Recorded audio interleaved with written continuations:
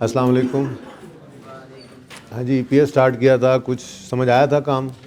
Okay. अच्छा जी, एक छोटा सा कॉन्सेप्ट। बच्चे कम हो गए हैं क्या, चले गए हैं क्या? चले।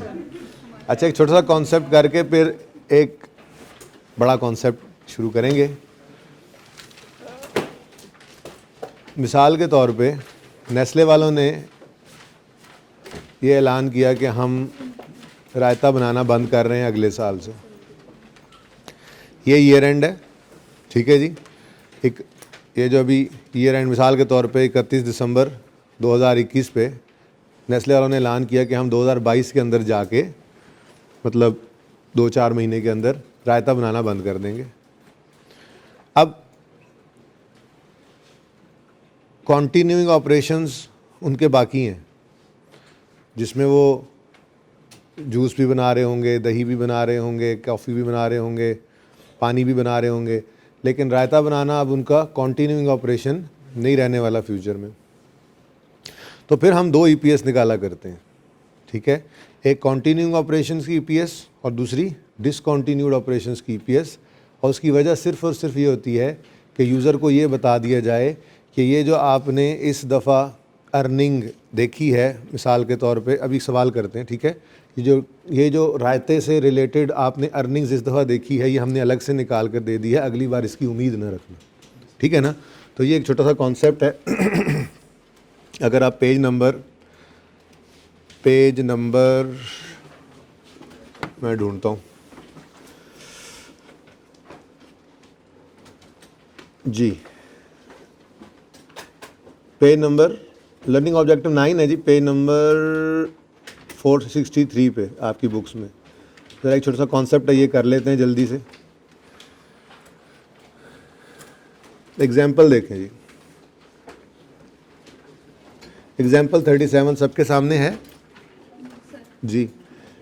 क्या है जी question? In the year ended 31 December year 1, entity G made profit after tax of 3500, of which 3 million was from continuing operations and 500,000 from discontinued operations। पर्चे में अगर discontinued operations का प्रॉफिट अलग देगा तब फिर हम निकाल सकते हैं ना ईपीएस अलग से, ठीक है। तो सवाल पर्चे के अंदर अगर दो प्रॉफिट्स दे दे, एक कॉन्टिन्यूइंग ऑपरेशंस के, दूसरे डिसकॉन्टिन्यूड ऑपरेशंस के, तो फिर हम भी दो ईपीएस निकालेंगे, ठीक है ना। उसकी वजह आपको बता दी कि हम यूज़र को ये कह रहे होते हैं कि भाई साहब, ये जो आपने अर्निंग देखी है ना, जैसे अब 3500 उन्होंने टोटल कमाया, ठीक है, इसमें से 3000 कंटिन्यू होना है आगे भी ऑपरेशंस, और 500 जो इस दफ़ा कमाया है, ये जिस ऑपरेशन से आया है, ये अगली दफ़ा कंटिन्यू नहीं होना। तो हम यूज़र को ये बता रहे होते हैं कि अगली बार इसकी उम्मीद मत रखना, ठीक है। तो क्वेश्चन आपके सामने है, it paid ordinary dividend of 150 and preference dividend of 65। अच्छा, अब यहाँ पर रुक जाओ। ईपीएस का फॉर्मूला क्या था?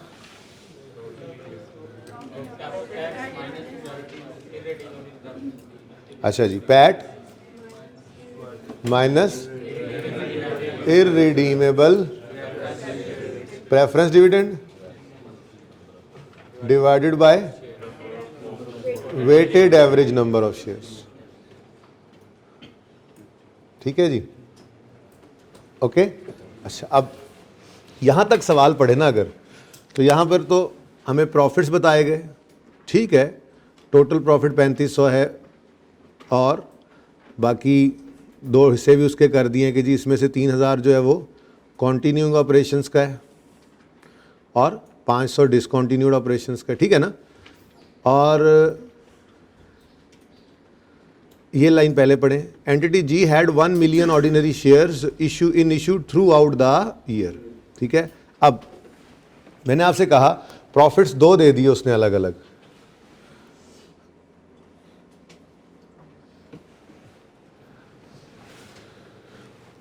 ये चलिए ईपीएस का फॉर्मूला है, थोड़ा इधर ले आते हैं। आप नज़र आ रहा है सबको? आमिर भाई नज़र आ रहा होगा कैमरा में? अच्छा, प्रॉफिट्स दो दे दिए उसने। मैंने आपको कहा कि जी हमने ईपीएस निकालनी है कॉन्टिन्यूइंग ऑपरेशंस की भी और डिसकॉन्टिन्यूइंग ऑपरेशंस की भी, ठीक है। तो यहाँ पे हमने लिखा ईपीएस और 3000 लिखा, चलो 3 मिलियन लिख दिया, ठीक है जी, डिवाइडेड बाय कितने number of shares in issue रहे, वो कह रहा है जी 1 million in issue through out the year रहे, यानी कोई वेटेड एवरेज निकालने की टेंशन नहीं थी। इसमें कॉन्सेप्ट और दिया जा रहा है ना यहाँ पे, ठीक है। वैसे तो हमने वेटेड एवरेज निकालने सीखे हुए हैं, आज बहुत ज़्यादा प्रैक्टिस करनी है उसकी मजीद, ठीक है। अब मेरा सवाल, उन्होंने ये बताया था कि ऑर्डिनरी डिविडेंड 150 दिया है और प्रेफरेंस डिविडेंड 65 दिया है। अच्छा मुझे ये बताओ, पैट में से क्या हम ऑर्डिनरी डिविडेंड भी माइनस करते हैं ईपीएस निकालते हुए? ये ना कर देना कहीं, हम ईपीएस निकाल रहे हैं ऑर्डिनरी शेयर होल्डर के लिए, अगर आप ऑर्डिनरी डिविडेंड भी माइनस कर देंगे तो फिर तो शायद वो रिटेन्ड अर्निंग्स पर शेयर आ जाएगी, अर्निंग्स पर शेयर तो नहीं बचेंगी, ठीक है ना। वो तो रिटेन्ड अर्निंग्स टाइप कोई चीज़ निकल आएगी, रिटेन्ड अर्निंग्स पर शेयर, ओके। तो ऑर्डिनरी डिविडेंड माइनस नहीं करना। हाँ, प्रेफरेंस डिविडेंड हम माइनस करते हैं। कौन से वाला? अभी मैंने बीच वाली लाइन नहीं पढ़ी, अभी सवाल ने सिर्फ क्या बताया कि प्रेफरेंस डिविडेंड दिया है हमने कितना, ऑर्डिनरी को तो इग्नोर करें ना, प्रेफरेंस डिविडेंड दिया कितना, 65,000। अब ये 65,000 माइनस करना है या नहीं करना, फिलहाल सवाल ने ये कुछ नहीं बताया हुआ था, ठीक है ना। अब सवाल ने अगली लाइन में क्या बताया, प्रेफरेंस शेयर्स, भाई कल वाला लेक्चर याद है? कल मैंने वो बैलेंस शीट बनाई थी, चेंज इन इक्विटी बनाई थी, वो नक्शा है, वो नक्शा आपके जहनों में रहना चाहिए, बहुत ज़रूरी नक्शा था, ठीक है। अच्छा कल मैंने इतना ज़्यादा पढ़ाया भी नहीं था, खैर। अब वो क्या कह रहा है जी, preference shares were correctly classified as liabilities, ये तो रिडीमेबल वाले हैं, यानी कि इस डिविडेंड को भी इग्नोर करना है, माइनस कुछ नहीं करना आपने, बात समझ गए, ठीक है ना। तो ₹3 पर शेयर, लेकिन ये कॉन्टिन्यूइंग ऑपरेशंस की है, फ्रॉम कॉन्टिन्यूइंग ऑपरेशंस।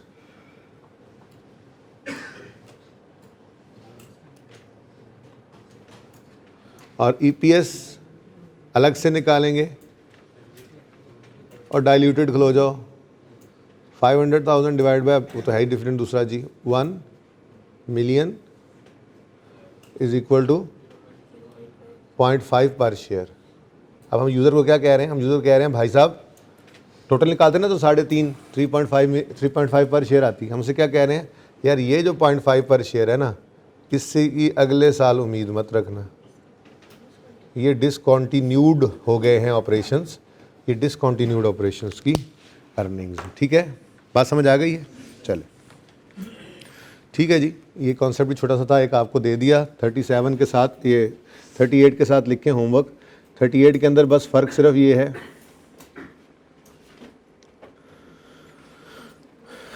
में फ़र्क सिर्फ क्या है, इधर देखिए, the preference shares were correctly classified as equity, क्या मतलब, इरिडीमेबल हैं, तो 65,000 को पैट में से माइनस करना है, बस इतना सा फ़र्क है। तो ये क्वेश्चन नंबर 38 होमवर्क में लिख लो, पेज 4। ये होमवर्क लिखते रहो, आज होमवर्क बहुत ज़्यादा है, छोटे छोटे सवाल है ना, छोटे छोटे सवाल, 2-2 मिनट का एक सवाल, 3-3 मिनट का एक सवाल, लेकिन कॉन्सेप्ट मैं सारा दे दूंगा। आज हम इंशाल्लाह बोनस, स्प्लिट और कंसोलिडेशन कर लेंगे, राइट इशू आज नहीं करेंगे, राइट इशू इंशाल्लाह फिर मंडे को करेंगे, ओके। आसान आसान बातें तो ये होमवर्क में कर लेना। हाँ एक बात, प्रेफरेंस डिविडेंड आ गया 65,000, अब माइनस करना है, तो क्या इधर माइनस करें या दोनों में डिवाइड करके माइनस करें? अगर नहीं, अगर प्रेफरेंस डिविडेंड होगा तो उसको हम हमेशा सिर्फ कॉन्टिन्यूइंग ऑपरेशन से माइनस करेंगे, अगर ये अलग अलग आ जाए डिसकॉन्टिन्यूड से फिर आपने नहीं करना, ठीक है ना, ओके। तो भाई होमवर्क की हेडिंग दे लें। और पहला क्वेश्चन 38 होमवर्क में लिख लें, ठीक है, और सही है।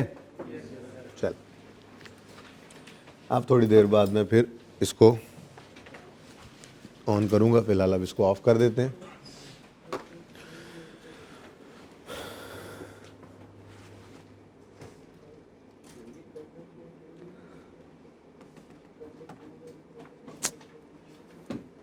अच्छा जी, during the year shares issue हों, वेटेड एवरेज शेयर्स निकालने हमें आप आते हैं ना।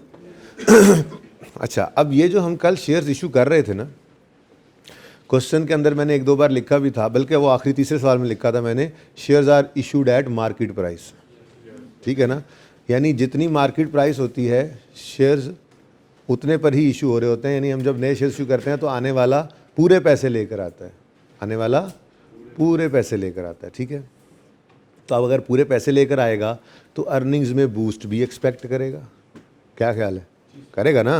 वो कह रहा है मैं पैसे डाले हैं तो अर्निंग्स भी बूस्ट करनी चाहिए। एक कंपनी पहले 100 रुपये पे चल रही थी, एक बंदे ने 50 रुपये और आकर डाले, तो कहा मैंने बिज़नेस में अब 150 रुपया इन्वेस्ट हो गया, हमारे बिज़नेस में पैसा बढ़ गया है, तो फिर अर्निंग्स भी उस हिसाब से बढ़नी चाहिए ना। क्या ऐसा नहीं होता?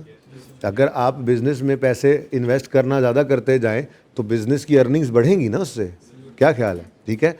अच्छा, तो मार्केट प्राइस के ऊपर इशू जब भी शेयर्स होते हैं वो तो बड़ा आसान सा था, वो हमने कल देख लिया। तो 2 क्वेश्चंस आपको होमवर्क में भी दिए थे, एक प्रैक्टिस क्वेश्चन 1 था और दूसरा 2 एग्जांपल्स थी, हो गई थी। चलिए ठीक है, कोई मसला तो नहीं हुआ? अच्छा चले। अच्छा, जितना हमने कल पढ़ रखा है उस हिसाब से जो होमवर्क बनता है ना वो भी लिख लें अब क्योंकि कल संडे है, ठीक है, और वो क्वेश्चंस बनते हैं, आप देखें। अच्छा, इतने छोटे छोटे क्वेश्चंस हैं, क्वेश्चन 1 से क्वेश्चन 17 अपनी इन्हीं बुक्स के ऊपर, पेज नंबर मैं बताता हूँ, पेज नंबर 426 पे अगर आए आप, बुक्स के पेज नंबर 426 पे आए,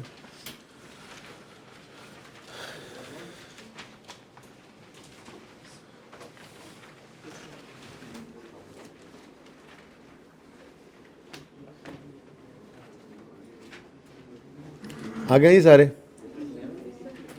426 पेज पे आ गए। मैं नहीं आ सका अभी तक।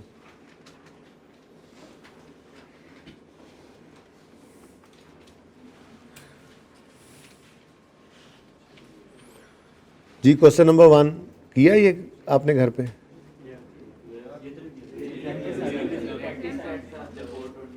अच्छा, और कौन कौन सा था?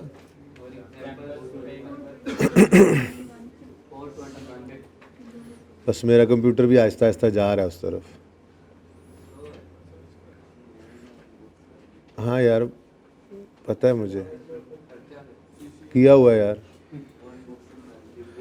वो भी हुआ पड़ा है, डिगी में भी फिर रहा है।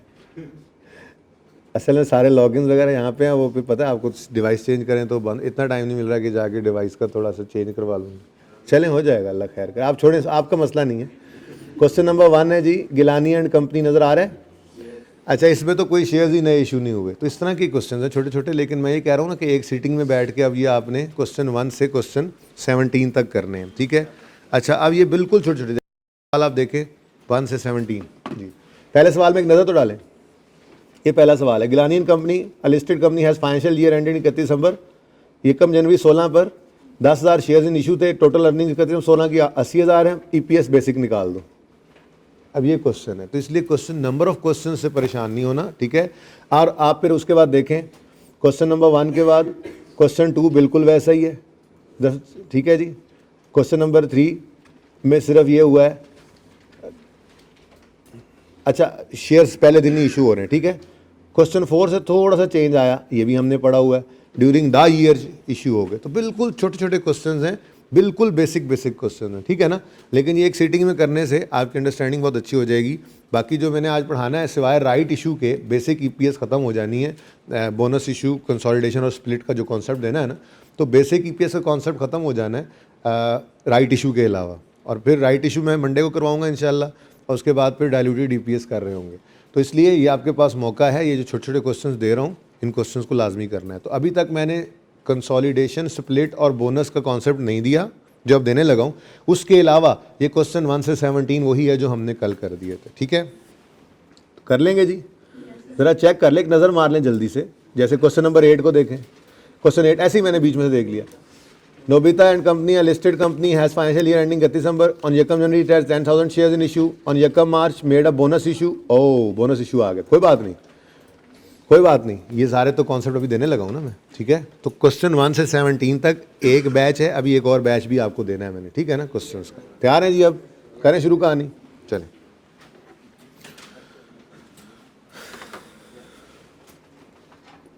अच्छा जी, अब एक छोटा सा क्वेश्चन लिखें मेरी तरफ से, company made following share transactions during the year. Question number 3 था ना हमारा कल। अच्छा, वो मुझे ना एक जगह वो बच्चे ने सफ़ा भी दिया था, लेकिन ये जो क्वेश्चन है ना, क्वेश्चन सिर्फ ये मुझे ज़रा लिख के एक जगह दे देना, फिर मैं हैंड आउट्स बना दूंगा इनके, ठीक है ना। फिलहाल क्वेश्चन नंबर 1 मैंने कहा था वो बना लो जो हमने income statement, balance sheet, equity बनाई थी, चेंज इन इक्विटी बनाई थी और मैंने ईपीएस निकाल दी थी। क्वेश्चन नंबर 2 और क्वेश्चन नंबर 3 2 सवाल मैंने आपको करवाए थे, ठीक है ना। अब क्वेश्चन नंबर 4 लिखें। A company made following share transactions during the year. मैं कोशिश करता हूँ इसके अंदर सारी चीज़ें कवर कर लें हम। उसके बाद एक और सवाल इस जैसा करके, फिर उसकी ईपीएस तक निकाल के जो कॉन्सेप्ट्स हैं जितने हो सके वो डिस्कस कर लेंगे। उसके बाद फिर कमी बेशी जो है वो ज़ाहिर है पढ़ तो रही हैं, अभी कौन सा ख़त्म हो गया। A company made following share transaction during the year. Number 1, a company made following share transactions during the year. Number 1, issued 2 bonus shares for every 5 held। क्यों ना मैं भी लिखता जाऊं साथ से, ताकि फिर पिक्चर ही बन जाए। आपने पता नहीं देने नहीं देने हैं लिख के मुझे, ठीक है। आ कंपनी, मुझे लिखवाओ ज़रा, made following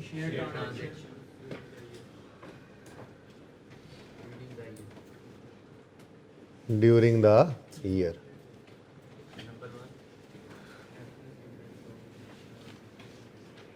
Number 1, issued 2 bonus shares for every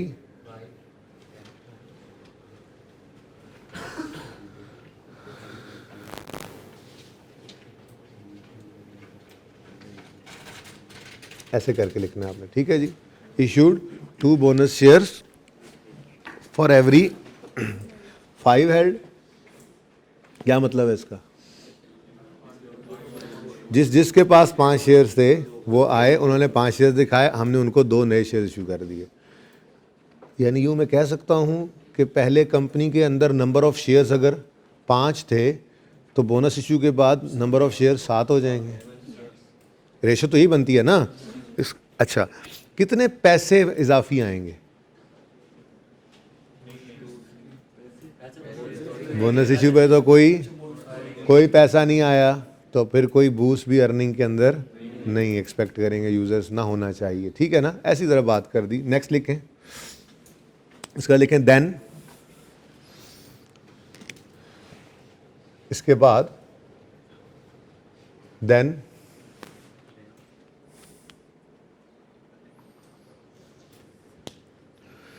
हुकूमत ने कहा कि, खैर जो मैं अंग्रेजी बाद में लिखता हूँ, थोड़ा सा अंग्रेजी के पहले ज़रा देखो ना, मैंने एक लफ्ज़ लिखवा देना है, पर चलो पहले लिख लो, फिर लिखो। Then there was a share split whereby every 3 shares became 5। Then there was a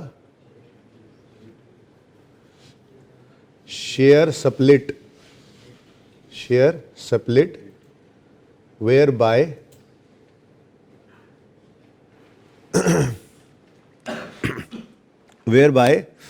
every 3 shares became 5।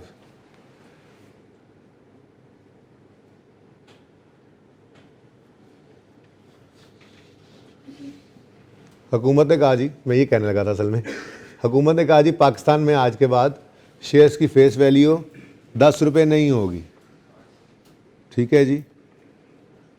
अब एक बंदे के पास 3 शेयर्स थे,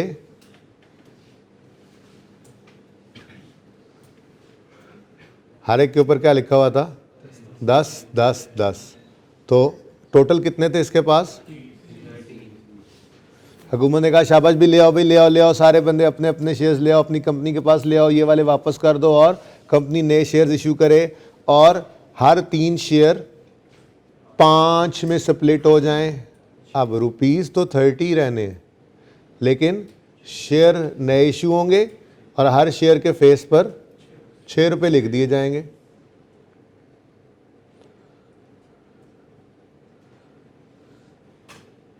छः छः छः छः छः, ये हो गया जनाब शेयर स्प्लिट। ठीक है ना। 3 शेयर स्प्लिट हो गए, कितने बन गए? 5।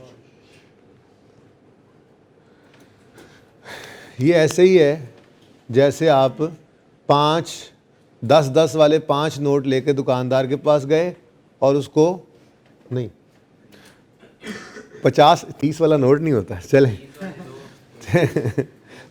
50 वाला एक नोट आप दुकानदार के पास लेकर गए। अब वो नोट एक था, ठीक है, आपने उसका ये मुझे स्प्लिट कर दो, स्प्लिट करके मुझे चेंज दे दो, मुझे 10 वाले 5 नोट दे दो। अब आपकी वर्थ तो 50 ही रही ना, आपके जेब में तो 50 ही रहा, वो 50 पहले एक नोट की शक्ल में था, अब 5 में हो गया। इसे कहते हैं शेयर स्प्लिट, ठीक है।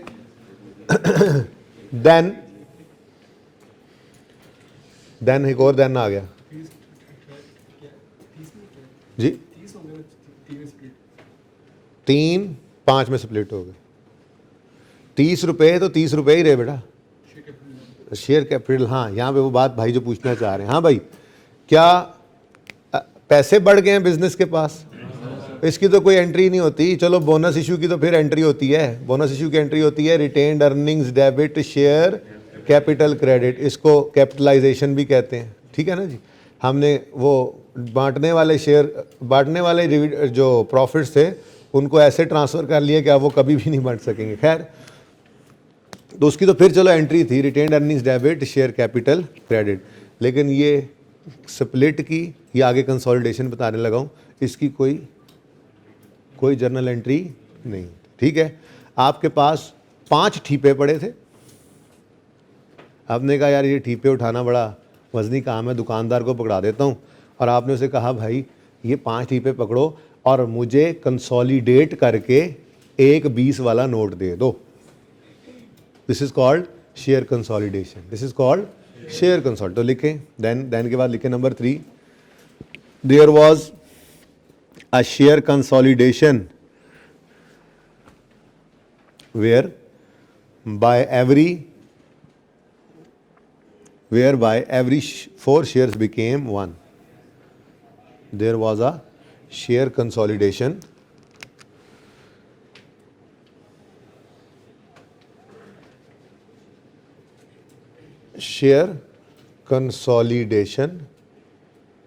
whereby every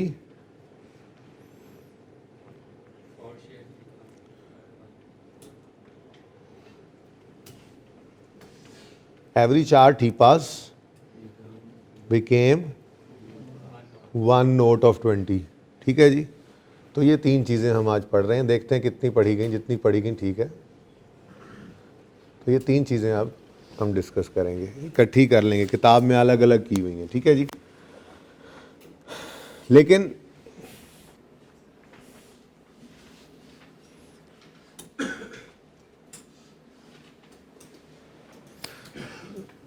यूँ लिख लें इसके साथ ही, बल्कि यहीं लिख लें, बिफोर अबव ट्रांजैक्शंस, जो है ना, पहला बुलेट ये बन गया, अब दूसरा बुलेट ये बन जाएगा, ये बीच में 3 पॉइंट्स आ गए थे। Before above transactions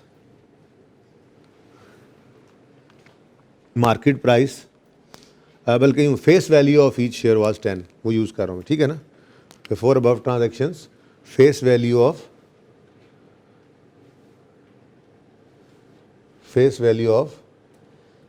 each share was ₹10, ठीक है जी।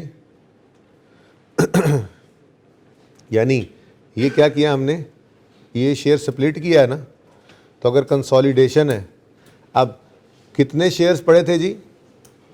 4 शेयर्स पड़े थे, 4 शेयर्स,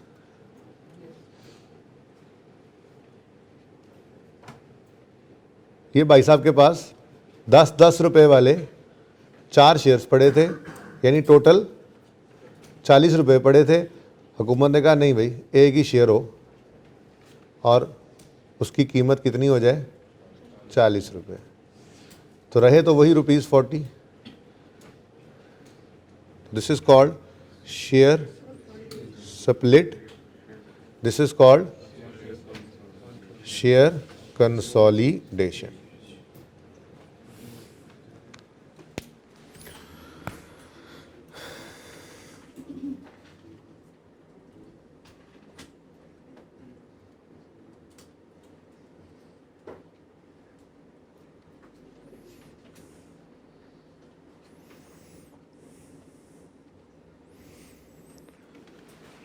अच्छा जी, अब हम एक एनालिसिस बनाया करेंगे।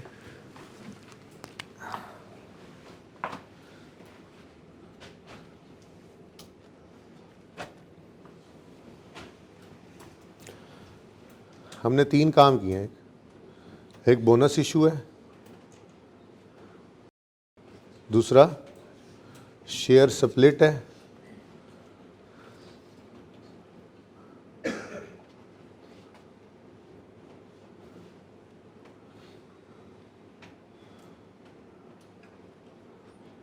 और तीसरा शेयर कंसोलिडेशन।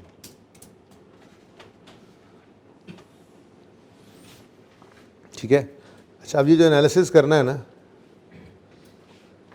इसमें हमने देखना है बिफोर बोनस इशू कितने शेयर्स थे,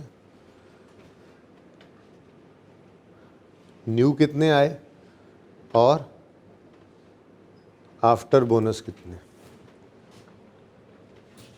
ठीक है। अब क्या कहा था जी हमने, हर 5 वाले को 3 शेयर्स मिलेंगे, ऐसे ही कहा है। There was a bonus, there was issued 2 bonus shares. अच्छा 2 है, हर 5 वाले को, ये वाला 3 मैंने उठा लिया, सॉरी, हर 5 वाले को 2 shares, issued 2 bonus shares for every 5 held. तो बोनस इशू से पहले कितने शेयर्स थे, 5।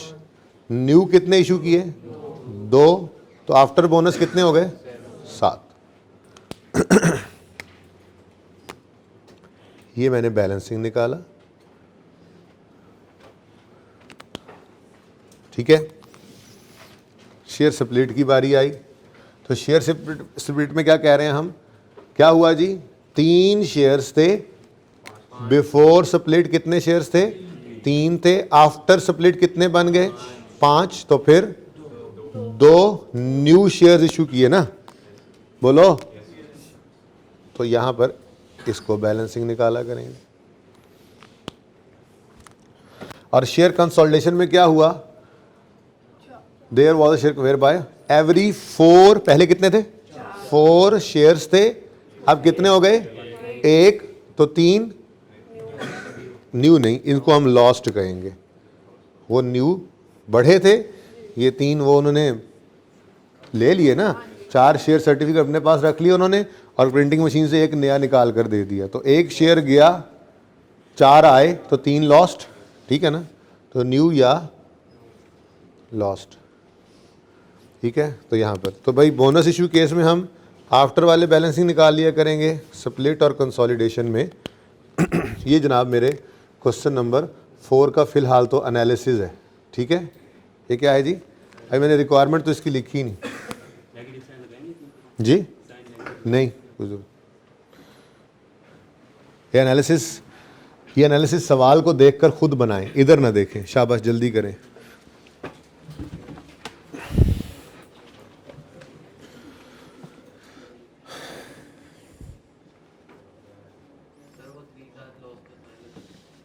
जी बेटा, नहीं लगाना भाई, उधर लिखा हुआ है ना। तो 4 से 1 पर चले गए हो तो क्या हुआ है, बात ज़रूरत नहीं है ना भाई, ज़रूरत नहीं है। हमने आगे फ्रैक्शंस को यूज़ करना है, इसलिए बस इसको ऐसे ही लिखा रहना, जैसे कहा है वैसे कर लो। लॉस्ट कहते हुए मैंने लिख दिया ना कि 4 थे, 1 हो गया, तो 3 लॉस्ट। बस आपको ये, और ये भी बाद में नहीं सोचना, फिर बस फ्रैक्शन बनाते हुए सोच लिया है ना, बस ये फिगर्स लिखते हो, अब इनको फ्रैक्शन में यूज़ करना है, मसला ही कोई नहीं है। बस ये यहाँ देखना नहीं है। सवाल लिखवा दिया था, सवाल को देख के एनालिसिस करो, जल्दी करो।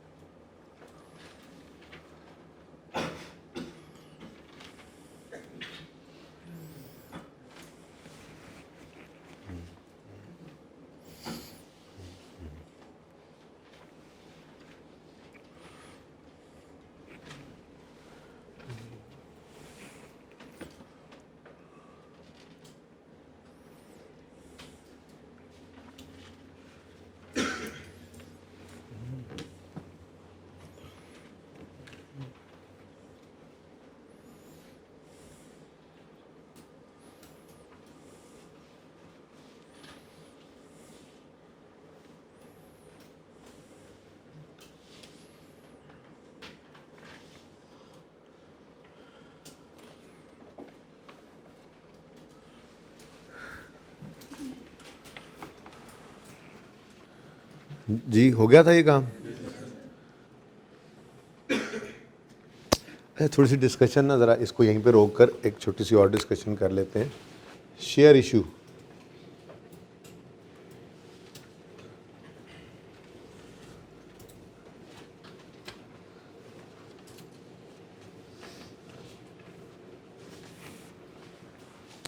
आपने मार्केट प्राइस पे शेयर्स इशू किए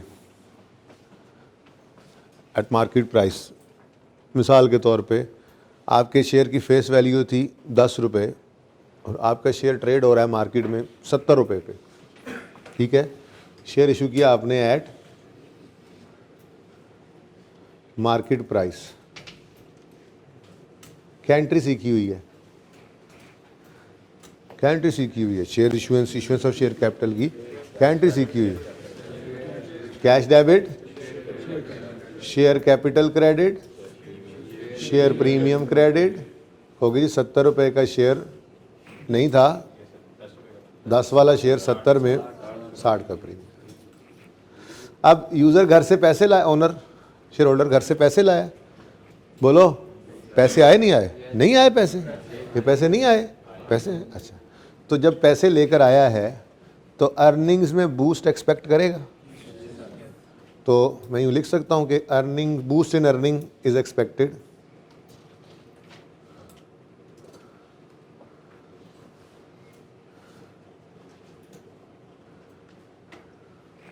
ठीक है। एक शेयर का इशू हमने अभी देखा,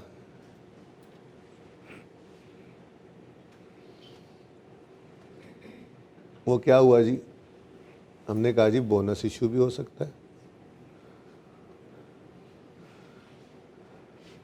शेयर स्प्लिट भी हो सकता है और कंसोलिडेशन भी हो सकती है।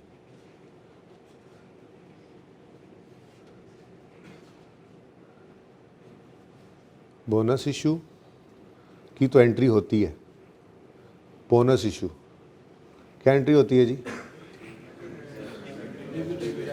Retained earnings debit, share capital credit, यानी पैसे तो कोई ना आते, ठीक है। तो बोनस इशू की एंट्री तो होती है, लेकिन आप इससे बूस्ट एक्सपेक्ट नहीं कर सकते, ठीक है। अर्निंग्स में कोई बूस्ट नहीं आएगा, वही आपके शेयर होल्डर्स हैं, आपने बस उनको मुफ्त में शेयर्स बांट दिए, घर से वो पैसे तो लाए कोई नहीं, तो क्या बिजनेस की अर्निंग्स को बूस्ट मिलेगा? सोच के बताओ, बूस्ट नहीं मिलेगा। उसके बाद आता है जी शेयर स्प्लिट और शेयर कंसोलिडेशन।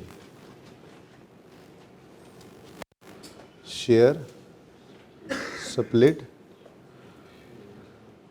और शेयर कंसोलिडेशन। और भाई इनकी तो जर्नल एंट्री कोई नहीं होती, इन दोनों की तो कोई जर्नल एंट्री हो सकती है जी? बताओ जर्नल एंट्री क्या है भाई? शेयर कैपिटल वही का वही है, सिर्फ शेयर सर्टिफिकेट मंगवाए हैं, अगले रख लिए हैं, नए प्रिंट करके दे दिए हैं। पहलों के मुंह के ऊपर 10-10 रुपये लिखा हुआ था, स्प्लिट करके उनके मुंह के ऊपर 6-6 रुपये लिख दिया। पहले मुंह के ऊपर 10-10 लिखा हुआ था, वो रख लिए, उनको कंसोलिडेट करके एक 40 वाला दे दिया। तो एंट्री क्या होगी इसकी? There is no entry. चलो इसकी तो फिर एंट्री होती है, इनकी तो जनरल एंट्री भी नहीं होती। लेकिन आप ये नहीं कह सकते कि ओनर बोनस इशू ले गया, बोनस शेयर्स घर ले गया, या स्प्लिट कंसोलिडेशन हुई और बूस्ट एक्सपेक्ट करें। क्या ख्याल है? तो no boost in earnings is expected.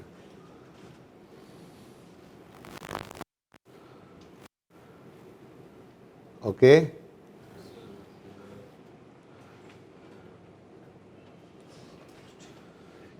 अच्छा एक तीसरी चीज़ भी होती है जी, वो मैं अब आज पढ़ा नहीं रहा, ठीक है, चलो लिख लेते हैं इसके अंदर, यहाँ पे आपकी लिस्ट के अंदर आ जाएगा। वो होता है जी इशू, शेयर्स इशू किए, राइट इशू जिसको कहते हैं। अच्छा राइट इशू में पता है क्या होता है? राइट इशू के अंदर ना नॉर्मली हम एग्जिस्टिंग शेयर होल्डर्स को ही शेयर इशू कर रहे होते हैं, ठीक है ना। तो उनको अक्सर मार्केट प्राइस पे नहीं कर रहे होते, हम उनको ये कहते हैं कि अच्छा यार 70 रुपये का है, चलो आप घर से ना 45 ही ले आओ। ऐसी मिसाल ले रहा हूँ, 10 शेयर प्रीमियम 35। अब इसके अंदर कुछ बोनस का एलिमेंट भी है और कुछ कैश आ भी रहा है, तो सम बूस्ट एक्सपेक्टेड भी होता है। लेकिन मैं फ़िलहाल इसकी डिस्कशन की तरफ नहीं जा रहा। आज हम इनकी ये तो हो गया ना, ये तो कल हमने किया है। कल जो हमने 2 सवाल किए हैं या जो आपने घर पे 3 सवाल किए हैं, उनमें आपने गौर किया होगा, लिखा होता है शेयर्स इशू हुए हैं एट मार्केट प्राइस, ठीक है ना। तो अर्निंग में बूस्ट एक्सपेक्टेड था। हाँ, वो अलग बात है कि हम फिर उसको ये देखते थे कि ये सारा साल अगर कंट्रीब्यूट नहीं किया तो उसको वेटेड एवरेज कर लेते थे, ठीक है ना। लेकिन इनमें आज जो हम बात करेंगे, इनमें अर्निंग में बूस्ट एक्सपेक्टेड नहीं है। इसके अंदर कुछ एलिमेंट है बोनस का भी और कुछ पैसे भी आए हैं, तो सम बूस्ट एक्सपेक्टेड है, ठीक है जी।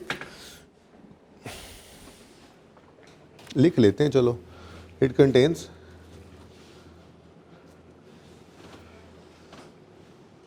सम एलिमेंट ऑफ बोनस, ठीक है, लेकिन some boost in earnings is also expected, ठीक है ना जी। ओके, लेकिन ये अभी डिस्कशन हमारी इस वक्त नहीं है, ये मैं कर चुका हूँ डिस्कशन आपके साथ। ये आज हम बात शुरू कर चुके हैं, इसकी बात इंशाल्लाह मंडे को करेंगे। ओके, सही है ना। वैसे ही आज कर दें तो ऐसे मिक्सअप ना हो जाए, ठीक है जी। तैयार हैं आप, बात शुरू करें अब, चलो। अच्छा, अब अगर एक मिसाल लेते हैं, छोटी सी एक और मिसाल लेते हैं, इससे हट के ज़रा जल्दी से एक मिसाल ज़हन में आ रही है। छोटी मिसाल से बड़ी की तरफ जाते हैं ना। 2011 के अंदर आपने प्रॉफिट कमाया 1 लाख। 2010 में भी 1 लाख ही कमाया था, मैं मिसाल के तौर पे ही कह रहा हूँ, ठीक है जी। ये स्प्लिट और कंसोलिडेशन की सिर्फ मुझे ये तस्वीर मिटानी है, मिटा लूँ? इसने नोट तो नहीं ना करना? कर लें यार, जल्दी करें।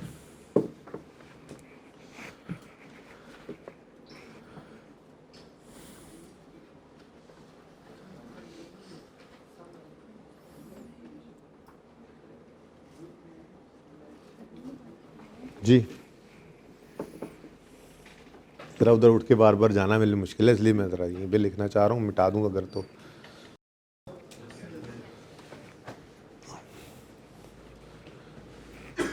ओके,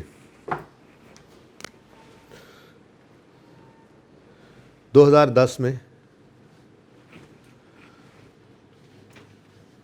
आपने 1 लाख रुपए का प्रॉफिट कमाया था और आपके 10,000 शेयर्स थे, तो ईपीएस बता दो कितनी आ गई?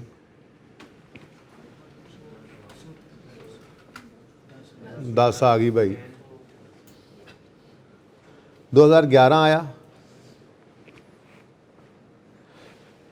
प्रॉफिट्स सेम थे। मैं प्रॉफिट सेम इसलिए रख रहा हूँ ताकि ज़रा ये कॉन्सेप्ट समझ आ जाए, ठीक है। और प्रॉफिट सेम है, क्यों? क्योंकि हमने नए शेयर्स इशू नहीं किए। ऐसे मिसाल दे रहा हूँ, नए शेयर्स इशू नहीं किए, ठीक है, पैसों से, लेकिन बोनस इशू कर दिया। क्या कर दिया जी? 2000 शेयर्स मुफ्त में दे दिए जो है वो शेयर होल्डर्स को। अब अर्निंग्स तो नहीं बढ़ी, लेकिन डिनोमिनेटर में नंबर ऑफ शेयर्स तो बढ़ गए ना। अब भाई नंबर ऑफ शेयर्स बढ़ जाते ही नहीं बढ़ जाते? जब शेयर कैपिटल को बोनस शेयर्स के साथ हम क्रेडिट कर देते हैं, ठीक है, तो फेस वैल्यू के बराबर शेयर्स तो चले गए ना। ये भी देखो यहाँ पे लिखा तो हुआ है, अगर बोनस इशू होगा तो एक कंपनी के पास पहले टोटल मिसाल के तौर पे 5 शेयर्स थे, 2 नए शेयर्स मुफ्त में बांट दिए, तो अब उसका शेयर कैपिटल कितना हो गया? नंबर ऑफ शेयर्स कितने हो गए? 7,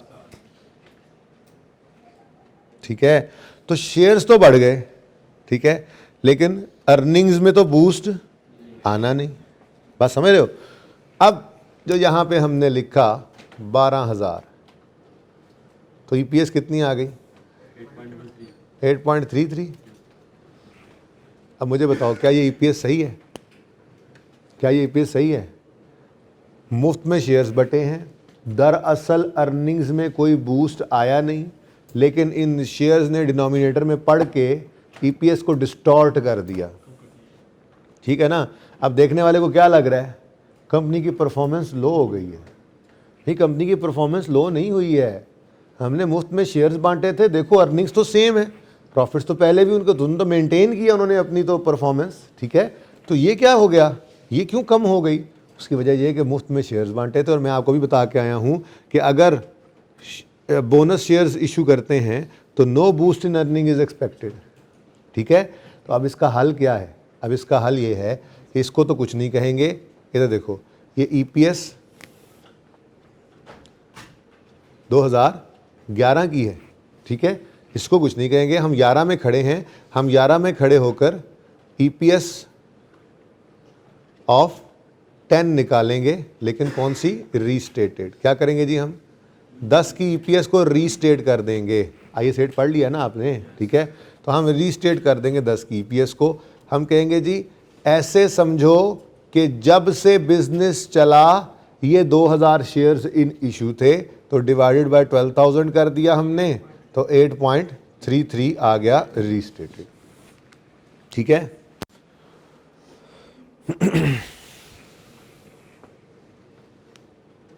ये बात समझ आ गई? ये रीस्टेटेड इसके साथ ऐसे आगे आगे रीस्टेटेड लिखा होगा। अभी कर लेते हैं सवाल, ये बात समझे हो? देखो, मैंने ये एग्जांपल बनाई है ऐसे ही, कभी सवाल के अंदर लिख लेते हैं। सवाल तो पूरा बना हुआ जो है वो तो ऑलरेडी, इससे अगला एक और सवाल बना लेंगे, फिर एग्जांपल्स आप घर पे बहुत सारी करोगे। मैंने सिर्फ ये अपनी तरह से एक एग्जांपल बनाई कि प्रॉफिट 1,00,000 था, शेयर्स 10,000 थे, 11 में 2 बोनस शेयर्स इशू कर दिए, प्रॉफिट 1,00,000 ही है, 12,000 shares issue, 2,000 bonus shares issue होने की वजह से EPS डिस्टॉर्ट हो गई, गिर गई। अब गलत बात है यार, ये 11 की EPS के साथ आप ज्यादती कर रहे हैं। तो 11 में खड़े होकर 10 की EPS दोबारा निकालनी है, 10 में वापस नहीं जाना, ठीक है ना? 11 में खड़े होंगे और 10 की EPS दोबारा निकालेंगे और ऐसे अज्यूम करेंगे कि जैसे ये 2,000 शेयर्स भी हमेशा से इन इशू रहे। और ठीक है ना?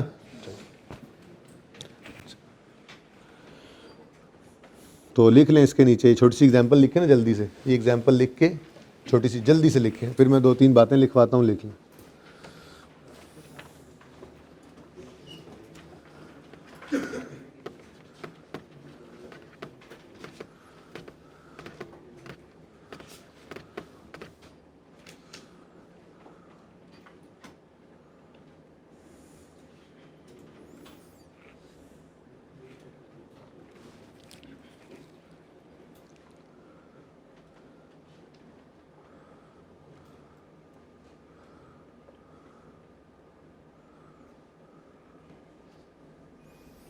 जी लिखें, due to bonus split consolidation, due to bonus slash split slash consolidation. मैंने बताया बोनस के हिसाब से करेंगे, सबके हिसाब से यही, क्योंकि देखें ना, चाहे बोनस हो, चाहे स्प्लिट हो, चाहे कंसोलिडेशन हो, पैसा आया कोई नहीं, लेकिन डिनोमिनेटर में जो शेयर्स पड़े होते हैं, नंबर ऑफ शेयर्स, वो तो हिल जाते हैं। नंबर ऑफ शेयर्स हिलने की वजह से EPS डिस्टॉर्ट हो जाती है। ठीक है ना? एग्जाम्पल बोनस की दी, लेकिन तीनों बातें अब लिख लो कमेंट्री में। Due to bonus slash split slash consolidation, bonus split consolidation, due to bonus slash split slash consolidation, comma, no real boost, no real boost in profit is expected, no real profit boost is expected,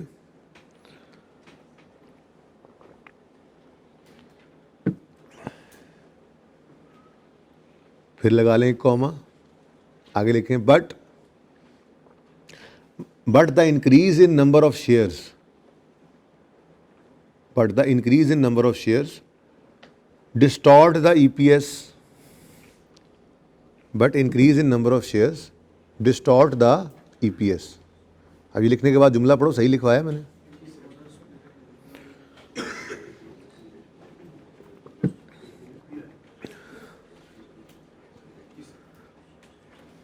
सही है जुमला कि bonus हो, consolidation हो या split हो, profit में boost कोई नहीं एक्सपेक्टेड होता, अर्निंग्स प्रॉफिट, ठीक है, लेकिन नंबर ऑफ शेयर्स और डिनोमिनेटर में बढ़ जाते हैं, जिस वजह से EPS डिस्टॉर्ट हो जाती है। ठीक है, अब लिखो आगे।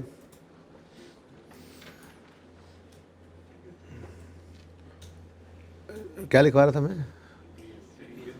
EPS डिस्टॉर्टेड, और आगे इसी को कंटिन्यू करो, and 10 and 11 are no more comparative. 10 और 11, हाँ 10 एंड 11 सवाल पर देखो, एग्जाम्पल के नीचे अंग्रेजी लिख रहे हो ना, ये जरा बात लिखो ना, असल में कंपैरेटिव ही नहीं रहे, रीस्टेट क्यों करना है हमने, ठीक है ना। तो मैं जुमला दोबारा बोलता हूँ, bonus split consolidation, no real boost in profits is expected, but number of shares increase distort the EPS, and 10 and 11 are no more comparative. Comparable ही नहीं रहे, 10 and 11 are no more comparable.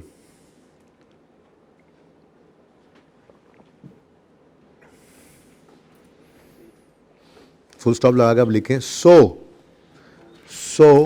मत जाना, so we will restate last year's EPS. So last year EPS bracket में लिख लो 10. So last year EPS will be restated. जैसे भी लिख लो, पहले शायद कुछ और लिखवा दो. So last year EPS bracket में लिखो 2010 will be restated.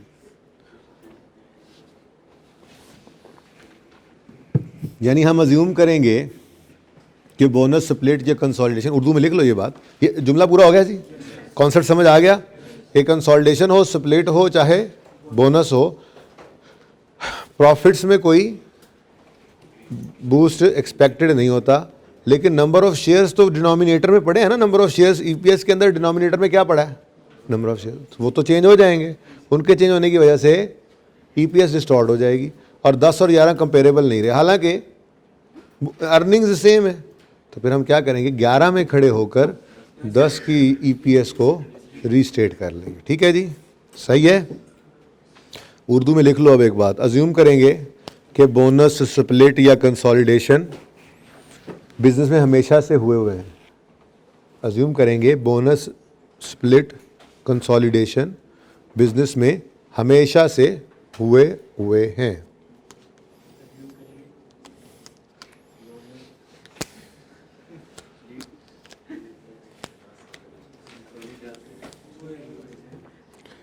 अज्यूम करेंगे कि बोनस स्प्लिट कंसोलिडेशन बिजनेस में हमेशा से हुए हैं। अब जुमला ऐसे ही बन गया, क्या कर सकते।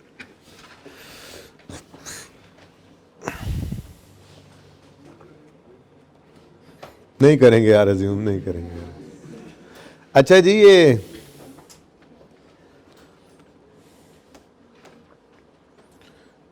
ये सिर्फ कॉन्सेप्ट बात, इसमें तो एनालिसिस रख लो, अगला क्वेश्चन लिखो, अब इसको नहीं छेड़ते, इसकी जगह ना नया क्वेश्चन लिखो।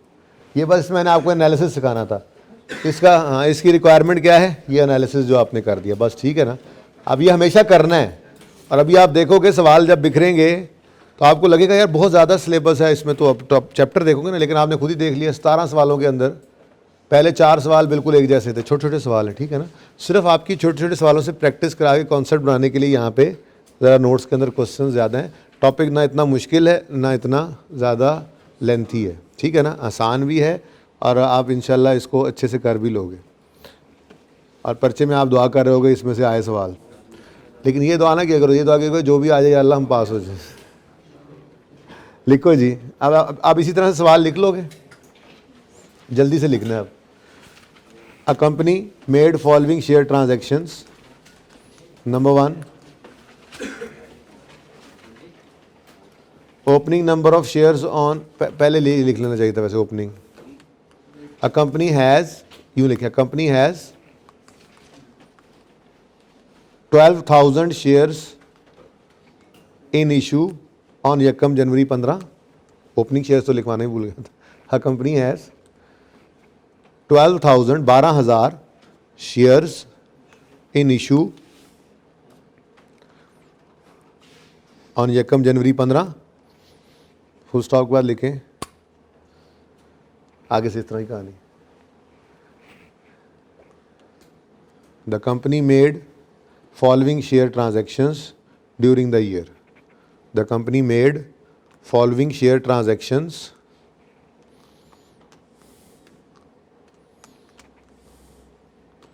During the year.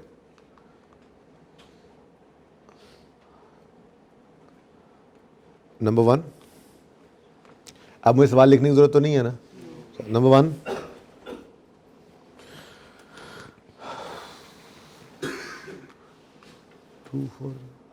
लिखो 3 bonus shares for every 4 held were issued on यकम फरवरी 15। 3 bonus shares for every 4 held, 3 for 4, 3 bonus shares for every 4 held were issued on यकम फरवरी 15।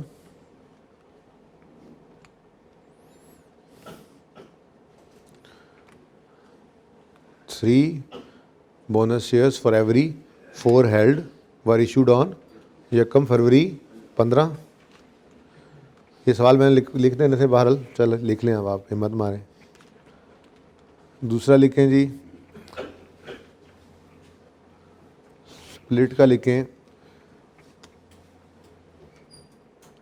अ share split whereby every 2 shares there was a share split. Number 2 point क्या है जी, there was a share split whereby 2 shares became 7।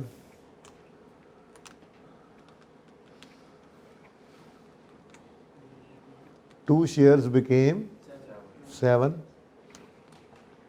किसी भी तरह से हो सकता है ना स्प्लिट कंसोलिडेशन, ठीक है ना। There was a share split whereby every 2 shares became 7 on 1 April 15, on यकम अप्रैल 15। ठीक हो गया जी।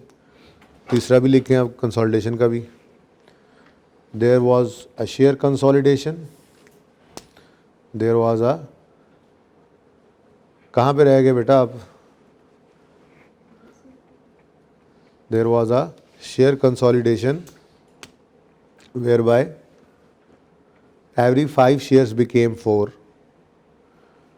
There was a share consolidation whereby every 5 shares became 4 on यकम सितंबर 15।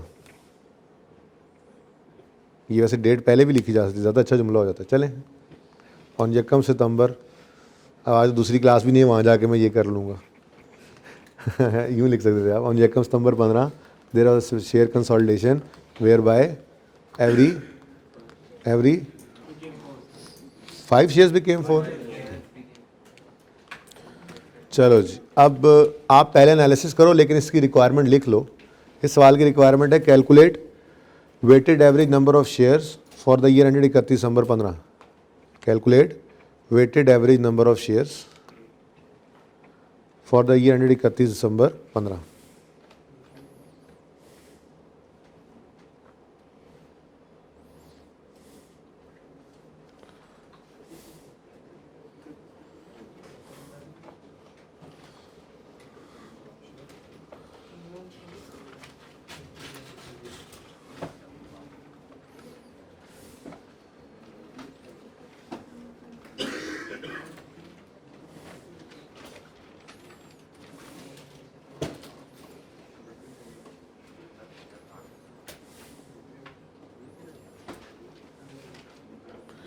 भाई मसला तो समझ आ गया ना अब आपको, लेकिन वेटेड एवरेज पहले निकाल लेते हैं।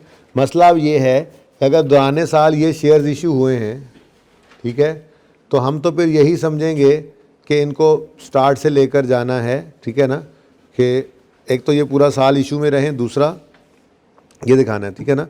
दूसरा, अगर पिछले साल की उन्होंने ईपीएस दे दी तो हम उसको भी फिर रीस्टेट कर रहे होंगे, ठीक है। वो कैसे करना है अभी देख लेते हैं, ठीक है। फिलहाल तो एनालिसिस कर दें जल्दी से। मैंने अभी ईपीएस की बात नहीं की, मैं अभी सिर्फ वेटेड एवरेज शेयर्स निकालने की बात कर रहा हूँ आपके साथ।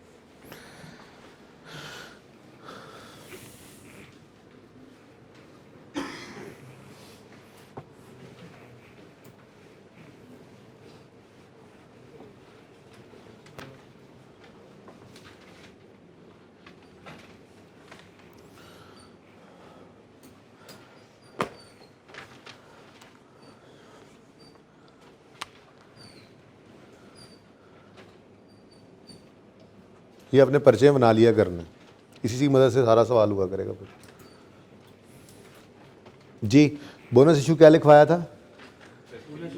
3 बोनस शेयर्स फॉर एवरी, तो बिफोर बोनस कितने थे? 4। कितने नए इशू किए? 3। तो फिर कितने हो गए? ये पिछले जैसे तो नहीं आ गया कहीं? पिछली एग्जाम्पल में यही था, डिफरेंट था, यही था। अच्छा 5, चलो टोटल 7 थे। अच्छा चले। अच्छा जी, उसके बाद स्प्लिट के बारे में क्या कहा गया है जी? A share split whereby 2 shares became 7। पहले कितने थे? 2, फिर कितने हो गए? 7। तो फिर 5 न्यू शेयर्स आ गए ना। ये शेयर्स का balance, share number of shares बदल जाएंगे, ठीक है ना, लेकिन हमें से तकलीफ होगी, हम इसके इम्पैक्ट को रिवर्स कर रहे होंगे, ठीक है ना। एनीवेज आगे देखो, शेयर कंसोलिडेशन क्या है? 5 शेयर्स बिकेम, 5 थे अब कितने हो गए? तो कितना? 1 लॉस्ट है, ठीक है जी।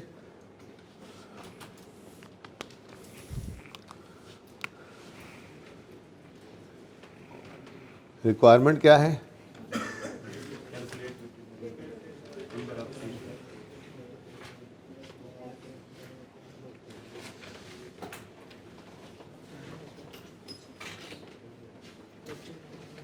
डेट,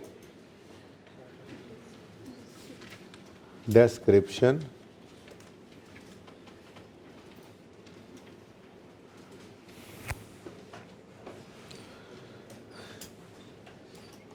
यहां पे क्या लिखेंगे जी? नंबर ऑफ शेयर्स,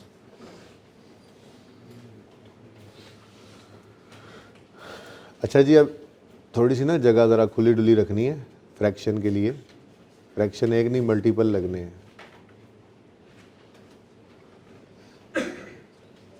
और फिर number of weighted average number of,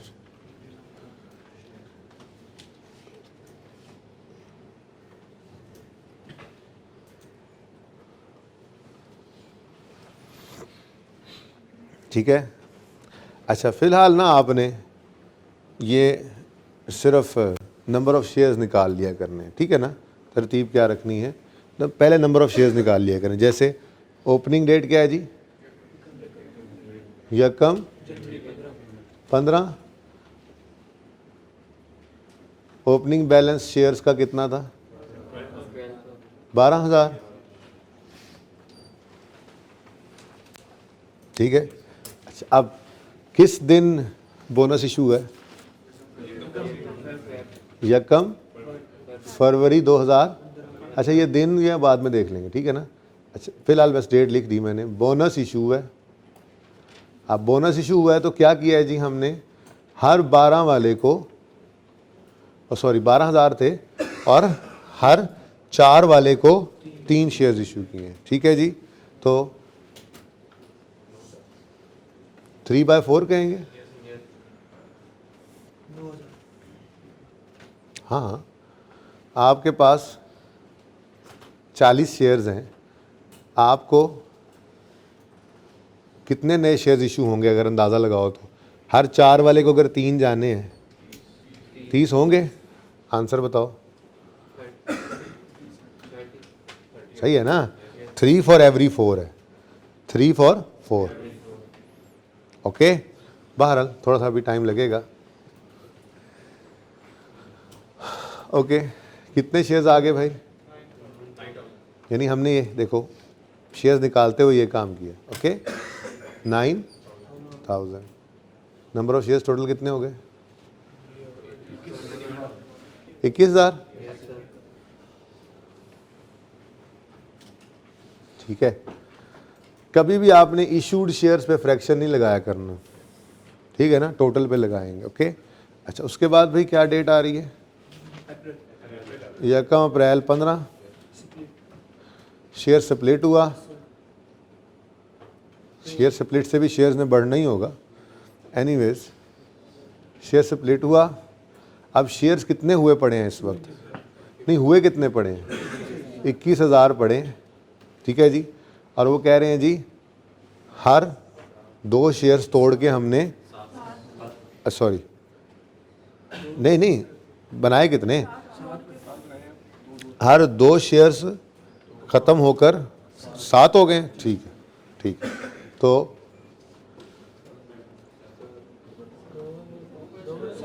7/2 भाई, ठीक है। कितना आ गया? 7,3। इतने ज़्यादा शेयर्स, अंदाज़ा लगाओ ज़रा, अंदाज़ा लगाओ ज़रा। ऐसे ही हो सकता है, जाहिर है अगर आपके पास 2 शेयर्स पहले पड़े हैं और उनको 7 में कन्वर्ट कर दिया गया तो 5 टाइम्स ही हो जाना है ना आपका शेयर कैपिटल बढ़ के। यानी कि पहले अगर 21,000 पे पड़ा है तो 21,000 5 टाइम्स करो तो ये कहीं कोई 1 लाख से ऊपर चला ही जाना है, तकरीबन 1 लाख से ऊपर जा ही रहा होगा, और नज़दीक नज़दीक। ठीक है, समझ आ रही थोड़ी बहुत बात? तो 73,500। आप इसको आसानी के लिए यूँ भी कर सकते हैं कि आप इस तरह से सोच लें, 12,000 डिवाइडेड बाय 4 इंटू 3। अगर इस तरह से ईजी नहीं लग रहा 3/4 करना, तो 12,000 को 4 से डिवाइड करो, हर 4 वाले को 3 मिले। फिर आगे आओ 21,000। 21,000 पर क्या कहो जी, हर 2 शेयर्स को 7 में बदला, तो पहले वालों को 2 पे डिवाइड करके 7 पे मल्टीप्लाई, इस तरह से बोल लो ना, तो 7/2 आसान लगेगा आपको। ठीक है, फिर क्या हुआ भाई? कंसोलिडेशन हो गई, और कंसोलिडेशन में क्या हुआ है, हर 5 शेयर्स 4 में बदले हैं, तो फिर डिवाइड बाय 5 इंटू 4 लिखो। लेकिन ये कंसोलिडेशन है, इसमें शेयर्स ने कम हो जाना है। ठीक है, तो टोटल बता दो मुझे। 94,500 शेयर्स बढ़ गए थे, लेकिन फिर क्या हुआ? डेट बता दो। यकम सितंबर 15।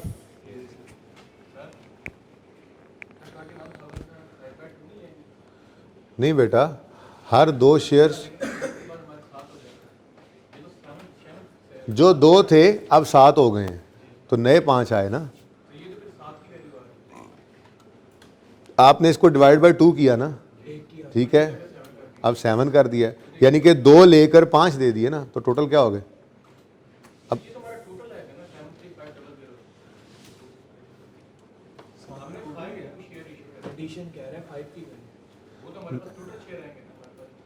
नहीं बेटा, हमारे पास 21,000 शेयर्स पड़े थे, ठीक है। हम 21,000 शेयर्स, जितने भी 21,000 शेयर्स पड़े हैं ना, उनको अब स्प्लिट कर रहे हैं। क्या कर रहे हैं हम कह रहे हैं जो भी 2 शेयर्स थे वो अब स्प्लिट होकर, मतलब टोटल अगर 2 शेयर्स थे वो स्प्लिट होकर 7 हो गए हैं।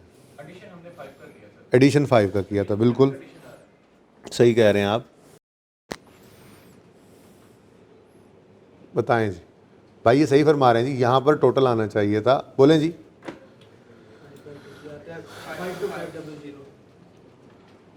जी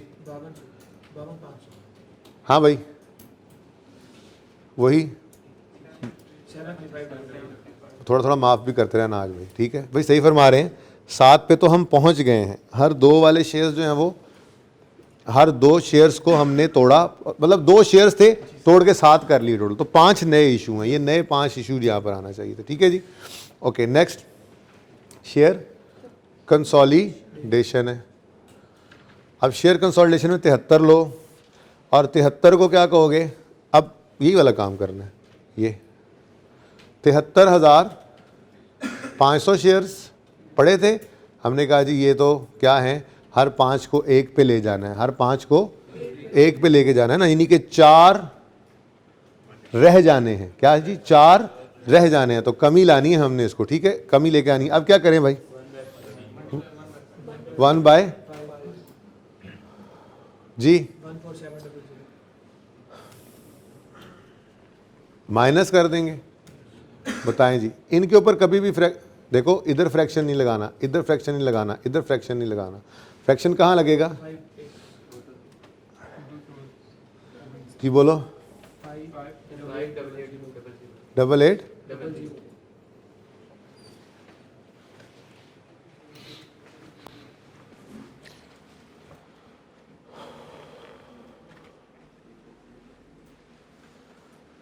यार, इसको यार ध्यान से देखो एक दफ़ा, कोई बात समझ नहीं आई तो।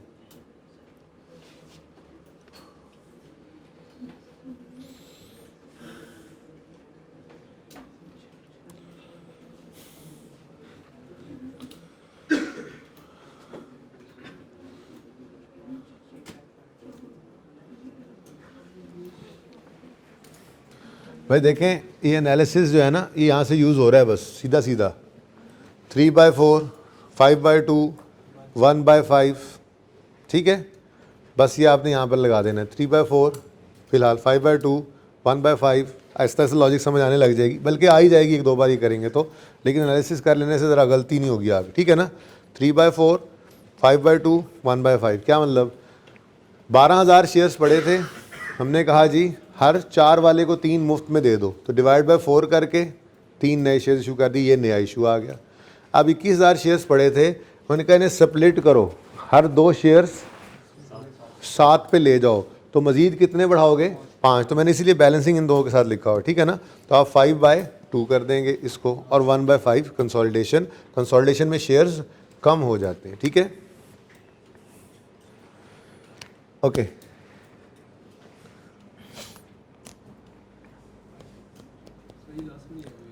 जी भाई 73,500 टोटल शेयर्स पड़े थे, ठीक है।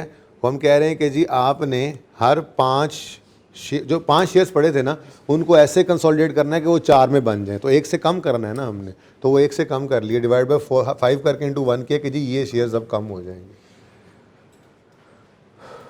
क्लास का टाइम भी ख़त्म हो रहा है, कल संडे आपकी क्लास रख ली जाए।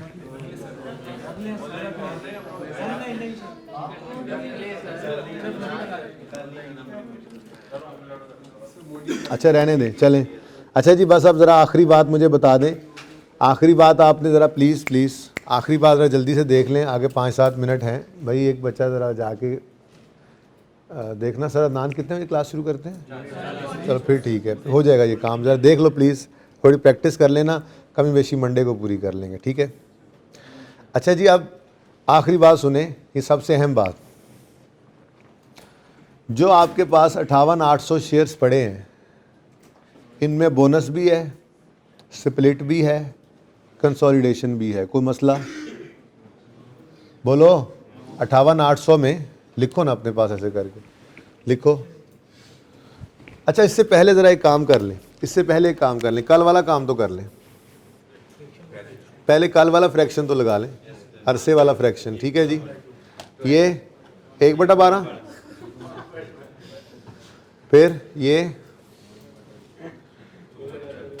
कम फरवरी से फरवरी मार्च, बस 2 महीने रहा, 2/12, ये अप्रैल मई जून जुलाई अगस्त पूरा 5/12, और ये तो हमने पुराना काम कर लिया, ठीक है। ये तो तब होता जब शेयर्स मार्केट प्राइस पर होते, ठीक है ना। लेकिन मसला ये है कि इधर अर्निंग्स में बूस्ट एक्सपेक्ट हम इस शेयर्स के बढ़ने की वजह से नहीं कर रहे हैं, ठीक है। तो हमने ऐसे लेना है कि जैसे ये शेयर्स जो हैं वो हमेशा से, जैसे अभी मैंने बोनस की एग्जांपल करवाई थी कि ये शेयर्स हमेशा से इन इशू है, ठीक है। अब अगर आपने असरात निकालने हैं, ठीक है, बोनस, स्प्लिट और कंसोलिडेशन, 58,800 के अंदर तो सारे ही पड़े हुए हैं ना, ठीक है, यानी कि ये नंबर ऑफ़ शेयर्स हमने बढ़ा ही लिए हुए हैं ना, ठीक है। अब अगर आपने इसके साथ लिखो 58,800 के साथ कि इसमें पहले लिखो, इस तरह से लिखो, जल्दी से लिखो इसके साथ, इसमें बोनस, स्प्लिट और कंसोलिडेशन तीनों पड़े हैं, इसको कुछ नहीं करना। जी बेटा जी ठीक है, ये रिकॉर्डिंग हो जाएगी अपलोड, जिसने जाना है चले जाएं, अगले 5-7 मिनट और यूट्यूब पे देख लीजिएगा।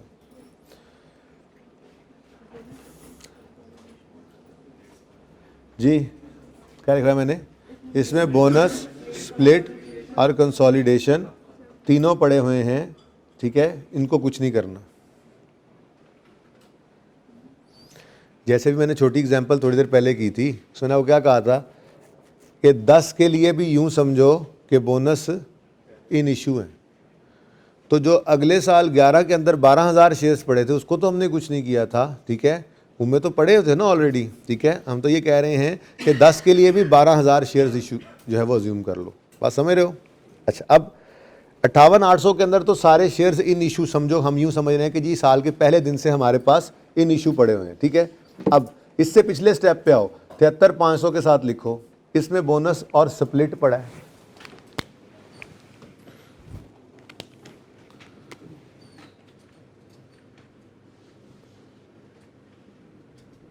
इसमें बोनस स्प्लिट, बोनस भी पड़ा है, स्प्लिट भी पड़ा है और कंसोलिडेशन भी पड़ा है। तो ये तो शेयर्स हमने ले लिए ना, ठीक है जी, ऐसे जैसे हमेशा से इशूड है, इसके अंदर तो ये ऑलरेडी असर आ गया। ओके, ये यानी कि अर्निंग्स के अंदर आ गए, ठीक है, मान लिया हमने। इससे पिछले स्टेप पे जाते हैं। इस स्टेप में तो 73,500 में कंसोलिडेशन नहीं है, बोनस और स्प्लिट मौजूद है, ठीक है। अभी असर निकालते हैं इनका, ठीक है ना। उसके बाद इस स्टेप पे जाते हो तो इस स्टेप में सिर्फ बोनस पड़ा है। ओके, अब ये जो आखिरी वाला था 58,800, इसको आपने कुछ नहीं कहना, ये बेहतरीन पड़ा हुआ है, इसको नहीं छेड़ना। लेकिन जब आप 73,500 पे आते हैं तो आप कहते हैं जी कि इसमें बोनस और स्प्लिट पड़ा है, कंसोलिडेशन नहीं पड़ा, कंसोलिडेशन नहीं पड़ा, ठीक है। अब ये इसका मतलब है कि ये बिफोर कंसोलिडेशन है, हमने इसे आफ्टर कंसोलिडेशन पर लेकर आना है। ये क्या है जी, बिफोर कंसोलिडेशन है, हमने इसको आफ्टर कंसोलिडेशन पे लाना है। ये बिफोर कंसोलिडेशन है, हमने इसको आफ्टर पे लेके आना है। ये बिफोर है, इसको आफ्टर पे लाना है। बिफोर है डिवाइडेड बाय बिफोर है, आफ्टर लाना है, ठीक है जी। तो यहां पर क्या फ्रैक्शन लगेगा फिर, 4/5 बिफोर है, सॉरी 5/4 बिफोर है कंसोलिडेशन, आफ्टर लाना है। अब ये कंसोलिडेशन तो इधर भी नहीं पड़ी हुई और ये इधर भी नहीं पड़ी हुई, ये बात समझो। इसमें बोनस भी पड़ा है, स्प्लिट भी पड़ा है, कंसोलिडेशन भी पड़ा है, ठीक है। कैलकुलेशन सीख लो, लॉजिक मंडे को सही, कोई मसला नहीं, लेकिन कैलकुलेशन सीख लो ताकि प्रैक्टिस कर सको थोड़ी सी। लॉजिक वैसे प्रैक्टिस करते हुए भी समझ आ जाएगी, लेकिन छोड़ो कोई बात नहीं, चलो खैर है, आ जाएगी समझ। इसमें बोनस भी पड़ा है, स्प्लिट भी पड़ा है, कंसोलिडेशन भी पड़ा है, मानते हो। इसमें बोनस और स्प्लिट पड़ा है, कंसोलिडेशन नहीं पड़ा, तो वो कंसोलिडेशन तो फिर इसमें भी नहीं पड़ा, वो कंसोलिडेशन तो इसमें भी नहीं पड़ा, बात समझे हो। अब ये फिगर बिफोर कंसोलिडेशन है, ठीक है, लेकिन इसकी वजह से क्योंकि ईपीएस डिस्टॉर्ट होनी है, तो हमने से क्या कहना है, ऐसे समझो जैसे ये हमेशा से इन इशू था, यही बोला था ना, ठीक है। तो ये कंसोलिडेशन से पहले वाला है, हमने इसको कंसोलिडेशन के बाद वाला बनाना है, ठीक है। ये बिफोर कंसोलिडेशन है, 5 पे पड़ा है, हमने इसको 4 पे लाना है, तो डिवाइडेड बाय 5 बिफोर कंसोलिडेशन है। बिफोर कंसोलिडेशन आपने गलत करवा दिया मुझे जी, बेटा मैं नहीं कुछ कह रहा, मैंने सही लिखा था, मेरी तबीयत कुछ ख़राब है, आप मुझे बोल देते हैं, मैं बोल देता हूँ, ठीक है।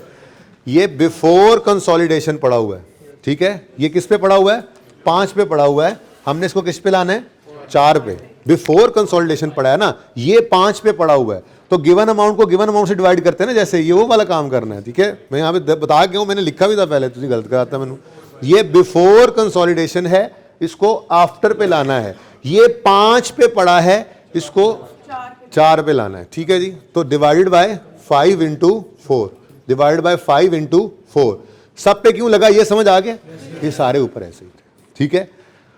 अब जब इसकी तरफ आते हैं तो इसमें बोनस पड़ा है, ना कंसोलिडेशन है ना स्प्लिट है। लेकिन कंसोलिडेशन को मत सोचो, कंसोलिडेशन को मत सोचो, वो तो हम ऑलरेडी ले चुके। इसका मतलब अब ये कौन सा है, ये बिफोर स्प्लिट है, हमने इसको आफ्टर स्प्लिट पे लाना है। ये बिफोर स्प्लिट है, हमने इसको आफ्टर स्प्लिट पे लाना है। ये बिफोर, ये सारी वर्किंग एनालिसिस सारे काम की चीज है, ठीक है ना। बिफोर स्प्लिट पे है, इसको आफ्टर स्प्लिट पे लाना है, ठीक है। ये बिफोर पे पड़ा है, डिवाइडेड बाय किधर गया, डिवाइडेड बाय 2, लाना किस पे है, 7 पे, और ऊपर वाला भी ऐसे ही, ठीक है। तो प्लीज ये तरतीब यही रहे। ये इसमें इस पे सिर्फ मंथ वाला फ्रैक्शन लगा है। ये कौन सा फ्रैक्शन था जी, सबसे पहले कौन सा फ्रैक्शन लगा था, मंथ वाला। ये तो सब पे लगा लिया हमने, ठीक है जी। उसके बाद हमने सुकून से ये देख लेना है कि किस पे क्या चीज पड़ी है, किस पे क्या चीज नहीं पड़ी, ठीक है ना। अब इसमें तो सब कुछ ही पड़ा था, इसलिए हमने इसको नहीं छेड़ा। जब इसमें गए हैं तो इसमें कंसोलिडेशन नहीं है, बाकी सब कुछ मौजूद है, ठीक है। तो यहां से फिर हमने काम शुरू किया कि ये बिफोर कंसोलिडेशन है, हमने इसको आफ्टर पे ले जाना है, तो डिवाइड बाय 5 इंटू 4 कर दो, डिवाइड बाय 5 इंटू 4 कर दो, 4/5। अब ये सारे ही बिफोर कंसोलिडेशन थे, कंसोलिडेशन तो इसके बाद हुई है, ठीक है। अब कंसोलिडेशन का असर सब पे पहुंच गया। अब इधर आए, ये वाला स्प्लिट से पहले है, ठीक है ना, स्प्लिट से पहले है, हमने इसको लाना है स्प्लिट के बाद। बिफोर स्प्लिट है, आफ्टर स्प्लिट लाना है। ये 5 पे पड़ा है, 4 पे लाना है, तो डिवाइड बाय, किधर गया, सॉरी, बिफोर स्प्लिट है, आफ्टर पे लाना है। ये 2 पे पड़ा है, 7 पे लाना है, तो डिवाइड बाय 2 इंटू 7। ऊपर वाला भी ऐसे ही था, ठीक है ना। अब इसका टोटल करो जरा जल्दी से, बाकी इंशाल्लाह कोई बात नहीं है, जो कमी बेशी होगी कर लेंगे जी।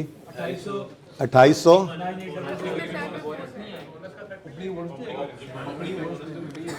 ओपनिंग में बोनस का भी लेंगे जी। जी बोनस इशू किस पे पड़ा है, नहीं बिफोर पे पड़ा है ना, ठीक है। हमने इसको बोनस के बाद पे लाना है, क्योंकि इनमें अभी बोनस भी नहीं था, सॉरी, ठीक है जी। तो बिफोर 4 पे पड़ा है, आफ्टर 7 पे लाना है, तो डिवाइड बाय 7 इंटू 4। हाँ जी, वैसे आपको समझ आ गई है, मुझे समझ आई नहीं आई। ये बिफोर पे पड़ा है, आफ्टर पे लाना है। आज माफ तो कर रहे हो ना। 4900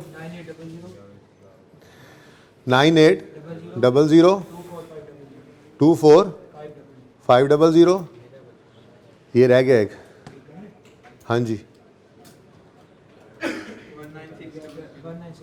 00, नहीं ये नहीं हो सकता, हो सकता है लेकिन टोटल यही आना है शायद। सब बोलो टोटल, बोलो टोटल। अच्छा, ये 5800 क्यों आया ये भी इंशाल्लाह मंडे को बताऊंगा। वैसे मैं आपको बता दूं, अगर मार्केट प्राइस आ जाए ना तो ये दोनों बराबर नहीं आते, ठीक है। अच्छा जी, आज मैं बहरहाल माजरत के साथ लाजमी ऐसे ही किया, मुश्किल ही हो रही थी मुझे। अगला संडे आपने ज़ाया नहीं करना, ये जो कल आ रहा है, इसलिए क्लास आपकी मैं एक्स्ट्रा नहीं रख रहा, ठीक है ना। ये कैलकुलेशन जैसे समझाई है बस वैसे कर लो, ठीक है। अब जब ईपीएस निकालोगे, ठीक है, जब ईपीएस निकालोगे, ठीक है। अब अगर इसी की आप बात करें, बस जल्दी से आखिरी बात यार, ज़रा बाहर देखना, बच्चों को सरदान रुकें सिर्फ 2 मिनट, सिर्फ, बल्कि रहने दो, बैठ दो। 2014 यार, इसी सवाल को कंटिन्यू करते हैं, ठीक है। हम ये कौन से साल में, 15 में, ठीक है। तो यहाँ पे लिख लेते हैं कंटिन्यूइंग फ्रॉम क्वेश्चन नंबर 5 है ना ये हमारा, क्वेश्चन 6 बना रहा हूँ मैं। कंटिन्यूइंग फ्रॉम क्वेश्चन नंबर 5,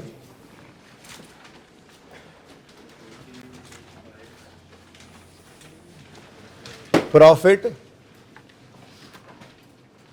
14 का भी दे देते हैं हमें, और वो प्रॉफिट 15 का भी अगर हमें दे देते हैं।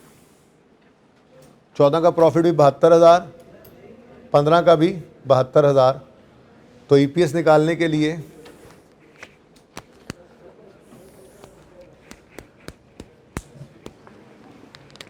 पंद्रह का जो प्रॉफिट है इसको तो डिवाइड कर दोगे 58,800 से, ठीक है ना। अब बात इससे आगे शुरू करूंगा। ये जो ईपीएस आएगी, पिछले साल की ईपीएस तो डिवाइड बाय 12,000 से आएगी, ऐसा ही है ना। तो उसको फिर आपने बाद में रीस्टेट करना है। वो कैसे करना है इसकी बात मैं मंडे को करूंगा इंशाल्लाह। लेकिन क्वेश्चंस कुछ और ऐड कर लें, एफर्ट करके आनी है। मैं सारे क्वेश्चंस करवा दूंगा, नो इशू एट ऑल, ठीक है। मैं सारे क्वेश्चंस भी करवा दूंगा। आपने फिलहाल क्या करना है, ये प्रैक्टिस करके आनी है, स्प्लिट कंसोलिडेशन वगैरह। क्वेश्चन नंबर 28 से 35, इसी जो लाइन थी ना आगे जिसमें मैंने 1 से 17 तक कहे थे, इसमें 28 और से लेकर 35 भी ऐड कर लें। ये सिर्फ एफर्ट करनी है आपने, संडे लगाना है। मैं मंडे को इंशाल्लाह आपको करवा दूंगा। आज मेरी क्लास बढ़ाने का थोड़ा लेट भी हो गया था, वरना ये सुकून से आपको एंड में समझा देता। 5 मिनट की बात ही थी वैसे, ठीक है। कोशिश करेंगे इंशाल्लाह। 1 से 17 करने हैं, उसमें बोनस वाले आएंगे। उसके बाद उसका कौन से बोले, 28 से 35 निकलें जल्दी से, आ जाए सर।